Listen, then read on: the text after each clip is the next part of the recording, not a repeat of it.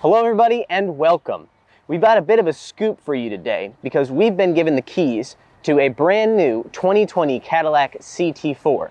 Now, what we're going to try and find out today is whether this smaller replacement for the ATS can really compete with its German rivals. Of course, any review of a modern Cadillac wouldn't be complete without an entire section devoted to waxing nostalgic about the Cadillac of yesteryear, while also bemoaning Cadillac's very confusing current product strategy. So, I'm a sucker for tradition. Let's just get that out of the way. Growing up, I never really gave much attention to Cadillac, apart from the occasional blip like the Cadillac XLR or seeing an Escalade in a music video. It simply wasn't part of my cultural milieu.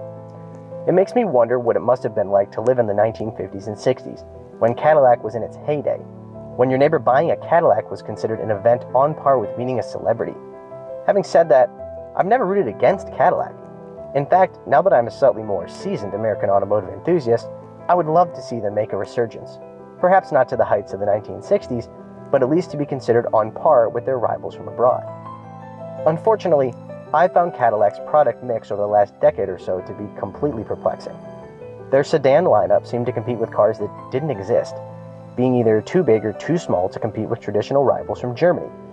The Cadillac CTS, particularly after the second generation debuted, operated in a size category somewhere between a 3 Series and a 5 Series, but was priced to compete with the smaller of the two. Decisions like that seemed almost logical compared to their very late arrival to the small SUV market, seemingly content with dominating the much more limited full-size luxury SUV market with the Escalade. It is only in more recent years that it seems Cadillac has fully committed to the small SUV market, and they're now attempting to offer a new lineup of sedans in the form of the full-size CT6, mid-size CT5, and now the compact CT4, which is designed to take on models like the BMW 1 Series, Audi A3, and Mercedes-Benz A-Class. Let's start where most prospective buyers will start, and that's with exterior design. I'm just going to come out straight out and say it. I think the CT4 is very good looking. Definitely better looking than the ATS that it kind of sort of replaces. The front end shares a lot with the larger CT6 versus the CT5 model, and I think that's a good thing. The CT6 has slightly more simple front end aesthetic, which I appreciate, but they both have this beautiful teardrop or waterfall headlight that is a great look. I think that this new corporate face for Cadillac is going to be a huge hit, and I really hope that they stick to it and continue to develop it. Speaking of the front faces, here on the grille area, premium and premium luxury models will have more bright work versus the Sport and V-Series cars, which have the blacked out look that you see here. Come around to the side of the car, and the first thing you notice is the classic sport sedan shape. The long dash to front axle proportions and short rear overhang means that anybody fluent in automotive design will recognize its rear-wheel drive roots from the second they see it. This is a trait that it shares with the outgoing ATS, as the two cars have the same wheelbase. But I think the CT4 manages to look a bit less chunky than the ATS, which I've always found to be slab-sided. The CT4 seems both longer and lower, while still being hunkered down over the rear axle. I love it. If I have to pick a least favorite part of the car, I'd have to say it's the rear end. I've spent more time with it and I've kind of come around on it a little bit, but I can't help but feel it's a little bulkier than I would like. I do like the integrated rear spoiler here, which I think offers a good resolution for the roof line and the belt line that I mentioned earlier. I also appreciate the dual exhausts, and it's important to notice, while these silver exterior parts are just decorative, there are two real exhaust outlets on either side. Now, perhaps one advantage of this bulky rear end is the fact that trunk space on the CT4 is actually very plentiful, and there is a pass-through between the rear seats. Something that I hear a lot from people, and something that seems to keep a lot of people from buying a Cadillac over its competition, is interior design and material quality. I don't know if the CT4 is a revolution when it comes to that, but I do think it stacks up well compared to its competition like the BMW 1 Series and Audi A3, even if it falls a little bit short of the Mercedes-Benz A-Class.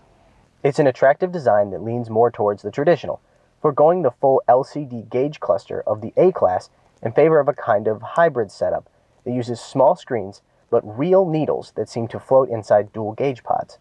The large center screen features the latest version of Q, Cadillac's infotainment system. The company has wisely moved away from a largely touch-sensitive interface in favor of more user-friendly controls, a major improvement in my book. Wireless charging is available under the center console, and I love the little pocket behind the shifter they provide for your phone. Overall material quality is good, with only a couple of obvious exceptions. For example, the plastic over the glove box right here, as well as the kind of faux leather plastic here that surrounds the shift knob. I'm sure that this wears better than real leather, but it's awful hard and seems a little bit cheap. Now, if we go around to the back and take a look at rear seating space. Ow, ow. Okay. So, now that we're in the back seat, I would say that rear seating space is, well, it's nothing to write home about, but that's not particularly surprising given the class of car that this is in. I think that, in my case, I'm a pretty short guy, and I like to sit pretty close to the steering wheel, so I could probably be comfortable for, medium-sized trips in this thing. But if you had a tall man behind tall man situation, it could get mighty uncomfortable mighty quick. Where Cadillac hopes to set itself apart, however, is in available technology. The CT4 will feature Cadillac's semi-autonomous Super Cruise technology in higher trim models, as well as automated emergency braking and lane keeping assist. All of this is made possible by the all-new electrical architecture. The electrical architecture of a car is something that a vast majority of people don't give a second thought, even automotive enthusiasts. But as consumers demand vehicles with greater and greater levels of technology, their cars must be able to process more and more data, not to mention handle the electrical load that comes from hybrid and full electric drivetrains. The latest Global B electronic architecture, which debuted on the CT5, is designed to do just that, processing 4.5 terabytes of data per hour. It also allows for over-the-air software updates a la Tesla. Electric drivetrains may be the future, but they aren't available on the CT4, at least not yet.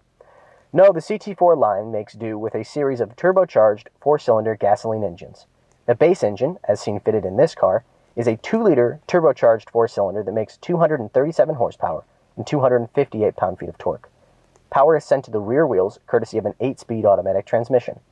Starting at the premium luxury trim, you get a 2.7-liter turbocharged 4-cylinder and a significant bump in power to 309 horsepower and 348 pound-feet of torque, all connected to a 10-speed transmission. Those thirsting for even more power can opt for the CT4V, which uses the same 10-speed but manages to wring 325 horsepower and 380 pound-feet of torque from the 2.7-liter engine. The CT4 also retains the rear-wheel drive powertrain of the ATS, which, combined with the decent 237 horsepower, means you can do fun stuff like this.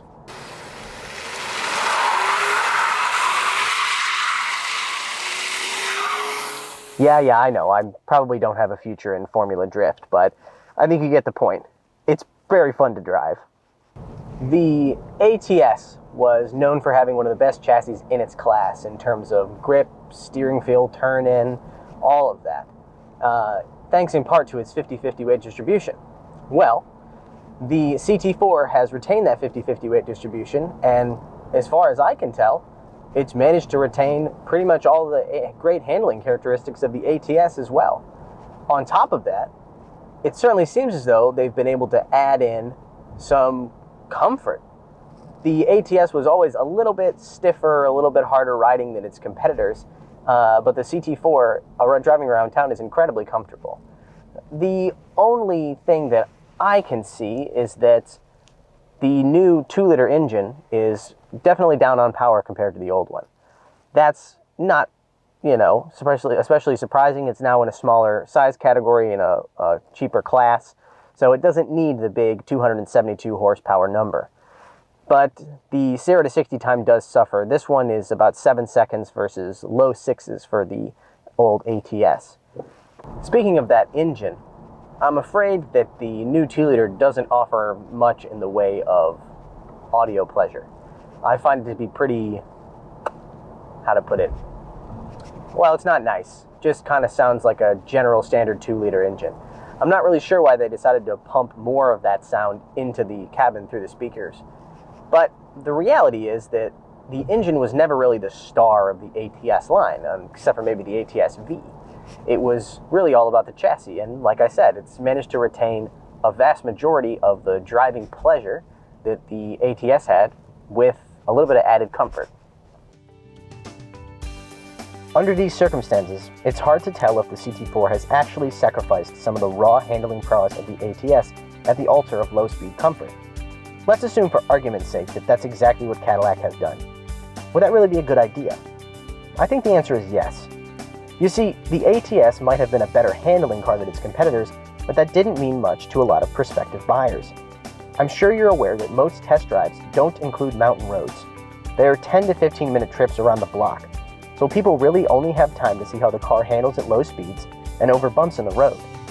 They'll be able to gauge the steering feel, throttle response, and brake feel, all of which are good on the CT4. The only real performance they'll likely be able to measure is the car's power as it merges onto the highway. In that context, a car's turn-in and grip don't matter as much as its comfort and torque off the line. This new car provides that, so while it might not tackle the Nürburgring like an ATS, it does feel good during that test drive. Combine that with the improved infotainment, and I think that this car is likely to appeal to a greater number of buyers. While I might not follow Cadillac's every move, I can't help but cheer for them. I can't help but want them to win. I want them to be around for the next generation of American automotive enthusiasts to be able to see and appreciate. If that means they have to strike a better compromise between comfort and sportiness that sacrifices some of the base car's handling poise at 10/10ths on a mountain road, I'm fine with that. Those seeking greater handling and speed can always turn to the performance variants. Leave the base model for those that don't really care, because those people make up a majority of buyers.